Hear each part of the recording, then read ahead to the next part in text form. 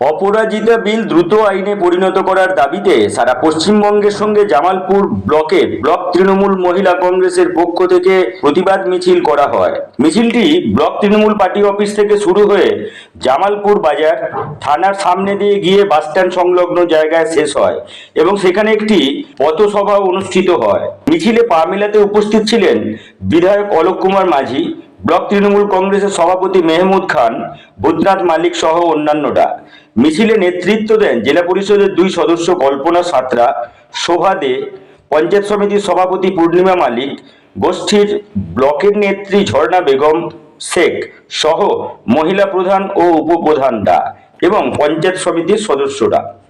প্রাকৃতিক দুর্যোগ থাকা সত্ত্বেও হাজার হাজার তৃণমূল কংগ্রেসের মহিলা কর্মীরা এই প্রতিবাদ মিছিলে সামিল হন। উপস্থিত মহিলা নেত্রীরা কেন্দ্র সরকারের গায়ের জোরে এই অপরাজিতা বিল আটকে রাখার তীব্র প্রতিবাদ করেন। যদি অবিলম্বে এই বিল আইনে পরিণত না করা হয় তাহলে বৃহত্তর আন্দোলনে নামবে পশ্চিমবঙ্গের মহিলারা। বাংলার বিধানসভায় কেন্দ্রীয় সরকারের কাছে এইটা আইনে পরিণত করার জন্য আজকে আমাদের এখানে মিছিলের আয়োজন করা হয়েছে। আমাদের তৃণমূল কংগ্রেসের সর্বভারতীয় তৃণমূল কংগ্রেসের সর্বসাধারণ সম্পাদক অভিষেক বন্দ্যোপাধ্যায় বলেছেন, এই আরজিকর কাণ্ডের প্রভাবে এই অপরাধ রুখতে অপরাধীদের কঠোর শাস্তির দাবির বিল প্রস্তাব তুলেছিলেন। এ নিয়ে প্রধানমন্ত্রীর কাছে মাননীয় মুখ্যমন্ত্রী 2 বার চিঠি দিয়েছিলেন, কিন্তু এই চিঠির কোনো উত্তর আমাদের প্রধানমন্ত্রী দেননি। তিনি কোনো এক অনুষ্ঠান মঞ্চে বলেছিলেন যে মহিলাদের সুরক্ষার জন্য কঠোর আইনের উল্লেখ আছে, এটা আরো সক্রিয় করতে হবে। বিরোধী দলনেতা সেদিন আমাদের বাংলার বিধানসভায় বলেছিলেন উনি মমতা বন্দ্যোপাধ্যায় নাকি আরজিকর কাণ্ডের নজর এড়াতে এই অপরাজিতা বিল পাস করেছেন। তিনি কিন্তু সেই দিন শাসক দলকে কড়া ভাষায় আক্রমণ করেছিলেন এবং মমতা ব্যানার্জির পদত্যাগ চেয়েছিলেন। তো সেই বিরোধী দলনেতা ভুলে গেছেন গুজরাটের কথা, মধ্যপ্রদেশের কথা, মণিপুরের কথা, সেদিনে কি হয়েছিল। আজও দিনে সারা ভারতবর্ষে আমাদের 90 থেকে 100টা নারী নির্যাতিত হয়। কর্মসূচিতে আজকের যে মিছিল আপনারা করলেন মহিলা কংগ্রেসের পক্ষ থেকে, কি উদ্দেশ্যে এই মিছিল?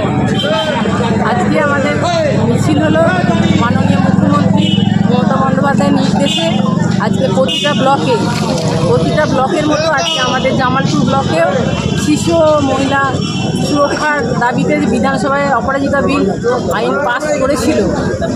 এই বিলটা পাস করার জন্য আইনে যাতে পরিণত হয় এই বিলটা, তার জন্য কেন্দ্রীয় সরকারের কাছে আমাদের দাবি ছিল। এর উদ্দেশ্যে আমরা আজকে এখানে এসেছি। কত মহিলা আজকে উপস্থিত ছিলেন? আজকে প্রায় 4000 মহিলা এখানে উপস্থিত ছিলেন। কোন জায়গা থেকে কোন জায়গা পর্যন্ত আপনাদের